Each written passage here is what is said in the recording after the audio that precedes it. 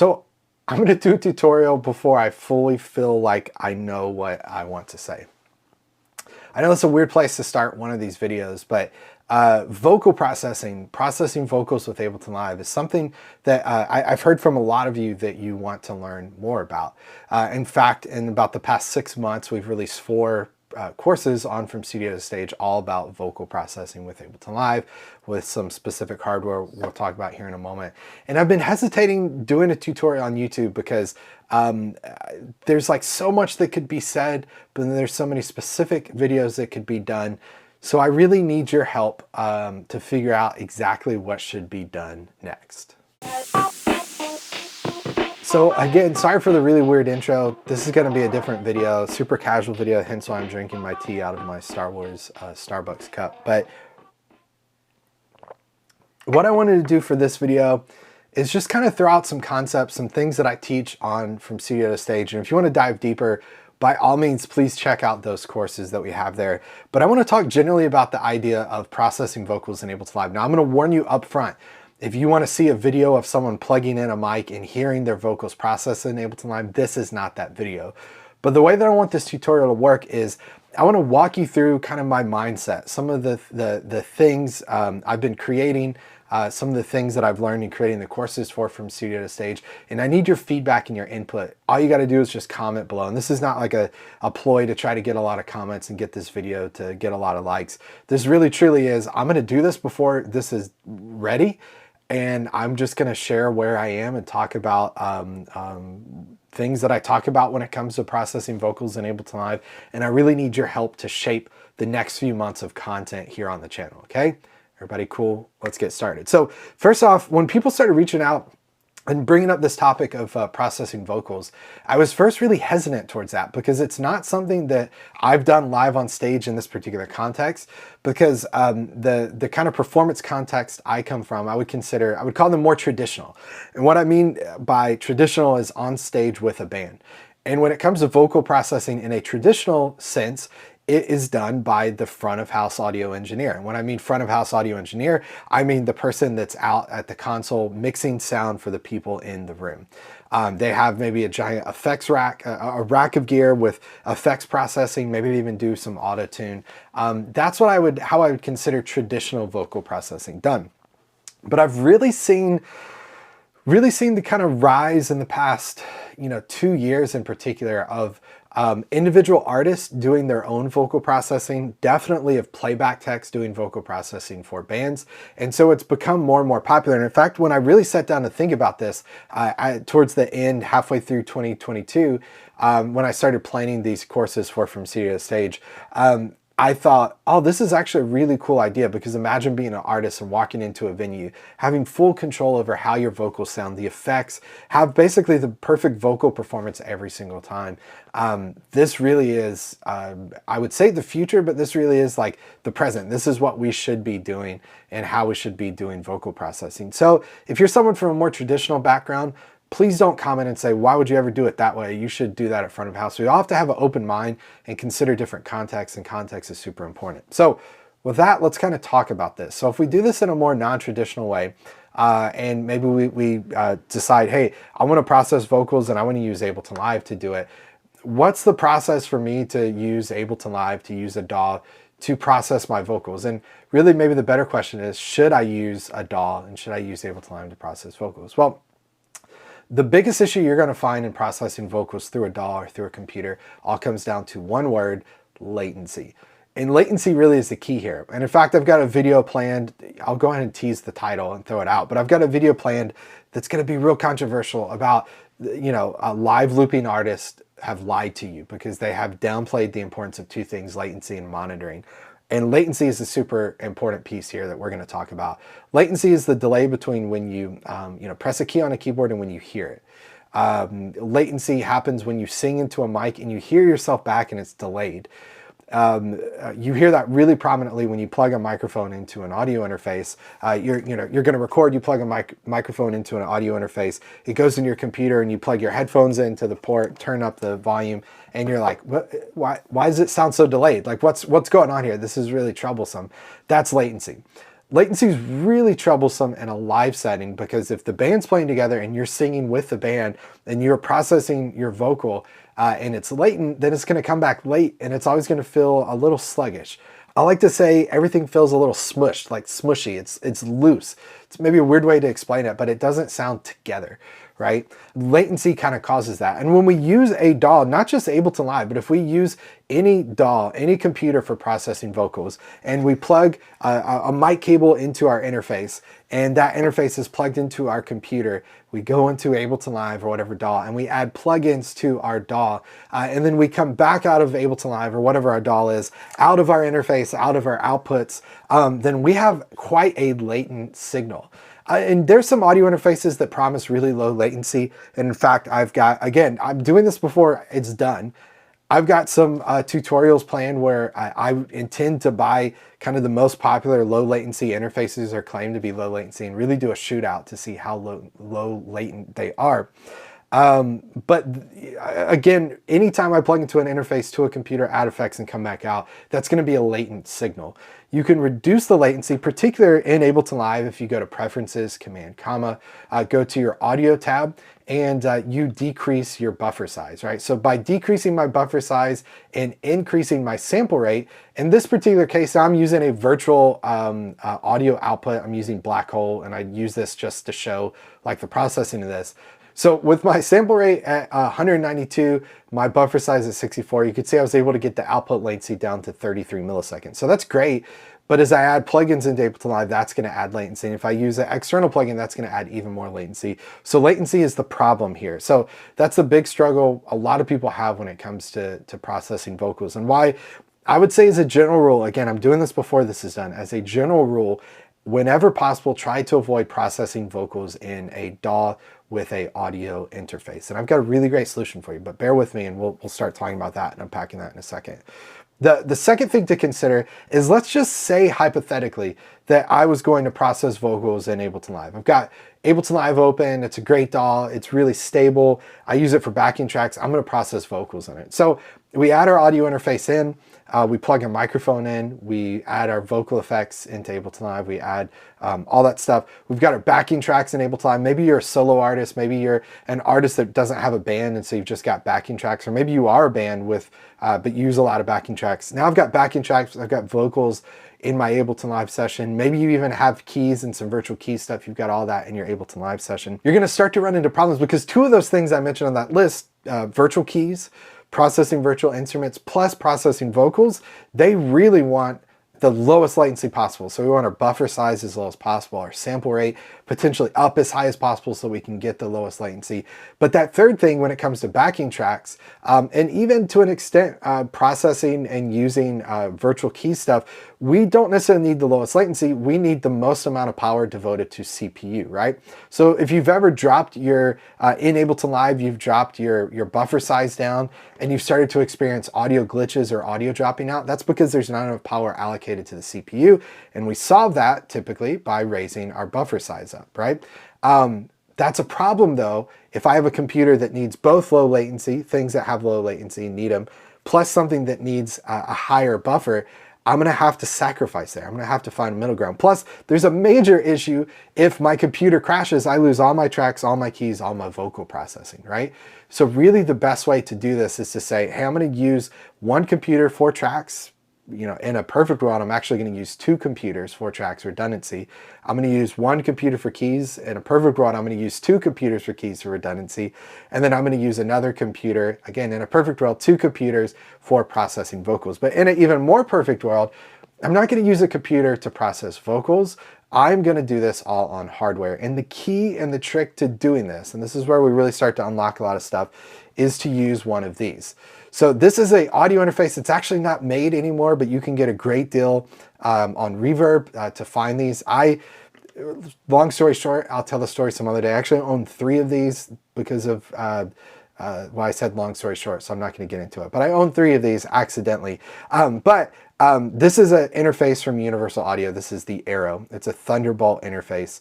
The reason I bring up this interface is Universal Audio interfaces have something unique to them that make them the perfect solution for processing vocals. And it's the solution that I would say every pro act that I've seen that processes vocals as a playback tech or processes vocals on their own as opposed to front of house, they're using Universal Audio gear. What makes them so different? Well, whether you're using the Arrow, you're using the brand new Apollo Solo, Apollo Twin, one of the larger Apollos with multiple inputs and multiple DSP chips, what makes these unique is I can plug in my mic into this audio interface here, and then this signal can go to Ableton Live, or I can load plugins directly on this hardware, process vocals on this hardware without using my computer at all. So I'm not subjecting my vocals to latency. I'm not putting a stress on my computer. All the plugins are loaded on this interface themselves. And then I can take an output of this interface and go to my soundboard, right, to plug in for my vocals. And the thing that makes this so great is one, this does not use the CPU power of your computer. It does not rely on the same sample rate as Ableton Live does. I can set a different sample rate, a different buffer size for this separate than what Ableton Live does. But most importantly, because all my vocals are processed on this hardware, there is next to zero latency. There's essentially no latency in processing my vocals. Now, how does this work? So if you're in the Universal Audio interface, Universal Audio world, you kind of understand this and know this, but just give me a couple minutes to unpack this. So Universal Audio makes hardware, like we've mentioned. This is the UA Arrow, which I have, again, 3 of them. They no longer make it super affordable interface though. I can plug this into my computer. In fact, I've got one connected to my computer now, and I can open this software called Console. It's really important when you see this though to understand this software is not what's processing vocals. It's just simply controlling what's on my interface. So I have my interface plugged in, and if you look here on Console, you can see I've actually got Auto-Tune Advanced, Real-Time Advanced loaded here, so I can tune my vocals in real time with zero latency. I could go in if I wanted to and add like a channel strip to this. I can plug this guy in here and dial in my vocals exactly how I want to. You could see over here on these aux tracks, I've actually got a reverb, I've got a delay, so that I can kind of get my vocals again verbed out, delayed out, and I have an aux so I can bring that up as if I was at front of house mixing vocals. I have all of that and I have control over all of that. None of that is taking my CPU of my computer. And best of all, because all of that's happening on my interface, simply just controlled by Console. Again, Console's not doing the processing. All the processing is happening on the hardware. I have next to zero latency. So that's really powerful. That's really, really cool. But the second piece of this that makes this really fun to me and exciting, again, let's go to that concept and that dream of perfect vocals every time. An artist walks into a venue, they walk in with a laptop, a UA interface, plug their mic in, they have consistent vocals every time. Here's the other piece of this that's really cool, is this app called UA MIDI Control. And this is an app that allows you to take MIDI notes, MIDI CC messages, map them to specific features of Console, and actually control Console from any MIDI device. So here's where this becomes really powerful. You could definitely, in the studio have like a control surface and control Console from your control surface. And this is one of the uses of that, which is great. But here's kind of the maybe unintended use of this, is I can build an Ableton Live session where I'm pulling up presets in UA Console. I'm actually fading the aux faders where I want them to be. So again, I can say, let's bring a little reverb in here. Let's bring a little delay in. And if I press play on this, let's actually watch this. Okay, so let me bring up Ableton. I'll bring up Console here in just a second. I'm gonna press play, and I want you just to watch Console, and I'll kind of talk through what's happening. So first I pulled up a preset. You can start to see our fader jumping up. It jumped up there, but you'll see it slowly fade in just a second. I'm calling up a specific auto-tune preset here. I think I've got another preset, there we go, pulled up. And you can see this fader moving up kind of smoothly, and I just did some movement there. Imagine this in the context of a performance though. that when I select a particular song, I have the exact right vocal preset for that song. When I select Autotune, I have the exact right key preset for the key pulled up. There's some really great specific plugins for Autotune as well too, which I'm working on a course right now for From Studio to Stage subscribers where we talk about controlling Autotune and those specific plugins like Tune Live from my buddy Henry at Strange Electronics, some other really cool solutions for Autotune. But UA MIDI control is really powerful because, again, I could basically program and have the perfect vocal at the exact right time that I want with zero latency from my audio interface using, from my UA interface. And again, this just makes this a really killer solution for vocal processing. Now, one final thing I want to talk about, and I'm going to go pretty quick here because I have a full course that walks through exactly how to set this up that's released to From Studio to Stage students. Again, I'll put the link in the description here. But this is great, but this isn't perfect because, yes, I've got this interface. This interface is processing vocals, but what happens if this interface goes down? What do I do if this interface stops working? I basically lose all my vocal, right? So what I suggest is using something like this. This is the Radial JS-3 mic splitter. I can plug my microphone into here, and then I can take this signal and go directly to front of house that bypasses my interface. So if my interface were to go down, I still at least have signal to front of house. And typically I would say, hey, leave this pulled down. This is like a safety thing. You know, mute this, don't use this. And then I have two outputs on the back here. And the second output will be important in just a second. But for now, at least I've got this second output. I can go from there, and then I can go into my arrow and then come out of this to front of house with my microphone, which is really great. So that's our first step. If that interface were to go down, at least we have our mic splitter, so we at least have a signal continuing to go to front of house. But there's got to be a way that we can actually like have redundant vocal processing, right? This is what the pros do. This is what separates the pros from amateurs. Well, other reasons, but they have backup plans and they plan on something failing and have come up with a solution already. Here's what we can do. In this case, we're going to have this interface here. We're going to have our other UA interface right next to it, and I apologize for the glare there. Same identical interfaces, whatever version of the UA world you're in. And what I'm going to take is take my JS-3 mic splitter. I'm going to plug my microphone in. This is my safety line to front of house. But then remember on the back here, we have these two outputs. One is going to go into my A interface. The other one's going to go into my B interface. And now I'm processing vocals redundantly. And again, we talked about we've got to have this two separate computers. So I've got one computer here that's got console loaded for vocal changes and effects here. And then I've got another computer with console loaded for vocal effects here.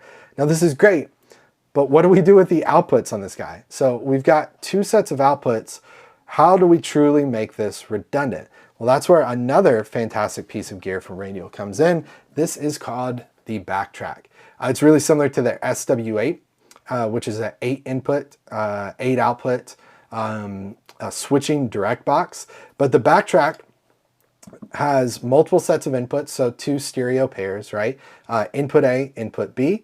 We have monitor outputs, and then we have our output here. So in this case, what we can do with the Backtrack is say, okay, I'm going to take the output from my A computer, and we're going to go here. I'm going to take the output from my B computer and go here, and then I'm going to take just this left signal and go to front of house. I could, again, also do stereo if I wanted, but I'm going to basically take this interface to A, this interface to B, and then send one signal to front of house.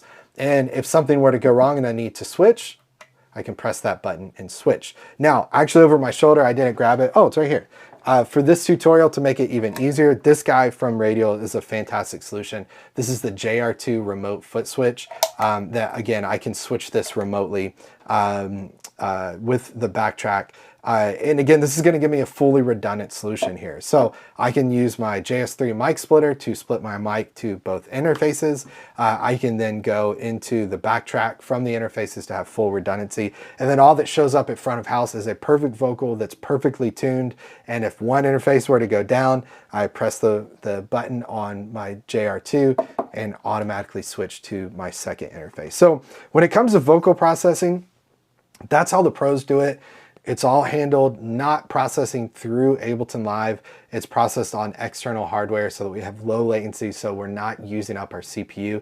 And again, I understand there's situations like a live looping scenario, a live looping artist where, yes, you probably will have MIDI in your Ableton Live set. You probably will be recording multiple audio tracks in your Ableton Live set and playing that back. And that's a scenario we'll talk about. That needs to be treated separately. Context is everything.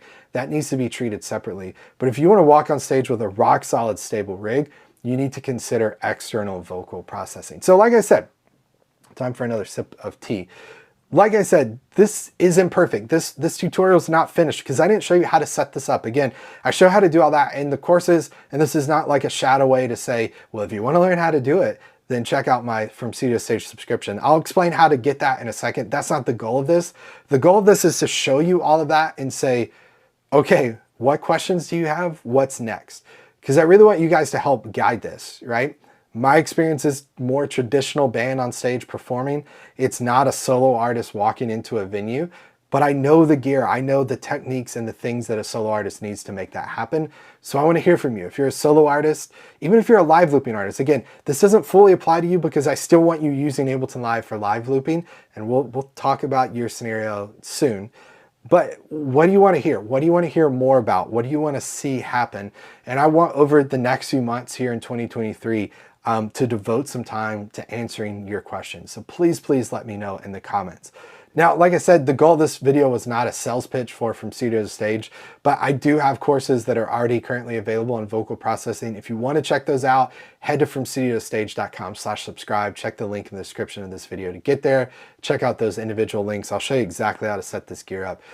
But again, please let me know what you want to see, what you want to hear more about. And also do me a favor, if you've enjoyed this, if you want to follow the process and the journey as we figure this out and what content you want, then hit subscribe, enable the bell icon. It's completely free to you. You'll see exactly when I post brand new content. And we'll continue talking about backing tracks. We'll continue talking about performing on stage with Ableton Live. This is a piece that I think is really needed, and particularly if you're a solo artist, I love this because it democratizes things for you. You can be at the same level, the pro artists that are playing giant stadiums are using the same exact gear.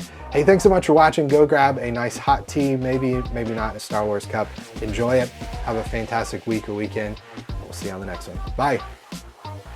That was such a weird wave. Bye.